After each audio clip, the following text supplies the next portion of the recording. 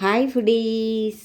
ఇవాళ మన ఛానల్లో రెసిపీ వచ్చేసి హై ప్రోటీన్ ఎక్కువగా ఉండేటువంటి చిక్కుడుకాయతోటి నువ్వుల కారం పెట్టి అద్భుతమైన రుచితోటి ఒక మంచి రెసిపీ పరిచయం చేయబోతున్నా ఫ్రెండ్స్. ఈ కూర చాలా బాగుంటుంది, చపాతీల్లో కానీ అలాగే రైస్లో కానీ చాలా మంచిది, హెల్త్కి కూడా. చలికాలం చిక్కుడుకాయలు ఎక్కువగా దొరుకుతూ ఉంటాయి కదా. ముందుగా ఏం చేస్తారంటే ఫ్రెష్గా ఉన్నటువంటి చిక్కుడుకాయలు తీసుకొని శుభ్రంగా కడిగేసేసి పీచులు తీసేసేయండి రెండు వైపులా. తర్వాత మధ్యకి చీల్చేసి పుచ్చులు లేకుండా సన్నగా ముక్కలు ముక్కలుగా ఒలిచేసి ఒక ప్లేట్లో పక్కన పెట్టుకోండి.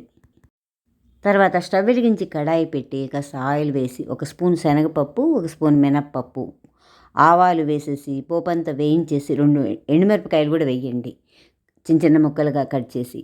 తర్వాత ఈ చిక్కుడుకాయ ముక్కలన్నీ అందులో వేసేసి రుచికి తగ్గ ఉప్పు, కారం, అలాగే చిటికెడు పసుపు వేసేసి కాసి నీళ్లు చల్లేసేసి మూత పెట్టి మగ్గిచ్చేసేయండి.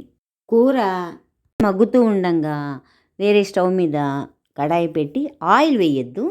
ఆయిల్ వేయకుండా ఒక స్పూన్ జీలకర్ర, ఒక స్పూన్ ధనియాలు, 2 ఎండుమిర్చి వేసేసి వేయించేయండి. ఆ గింజలని వేగంగానే తెల్ల నువ్వు పప్పు దొరుకుతుంది కదా, ఒక పెద్ద స్పూన్ వేసి మాడకుండా వేయించేసేసి మిక్సీలో వేసేసి మెత్తగా గ్రైండ్ చేసి పౌడర్ కొట్టుకోండి. కూరంతా మగ్గంగానే మూత తీసేసి కలిపేసేసి ఈ నువ్వుల కారం పైన చల్లేసేసి కూరంతా కలిపేసేయండి. అసలు ఎంత బాగుంటుందంటే ఫ్రెండ్స్, అంత బాగుంటుంది ఈ కూర. తర్వాత పచ్చి కొబ్బరి కాస్త మిక్సీ పట్టేసేసి పైన చల్లేసేయండి. హెల్త్కి కూడా పచ్చి కొబ్బరి చాలా మంచిది. కూర చాలా చాలా బాగుంటుంది. ఈ విధంగా ట్రై చేసి చూడండి ఫ్రెండ్స్.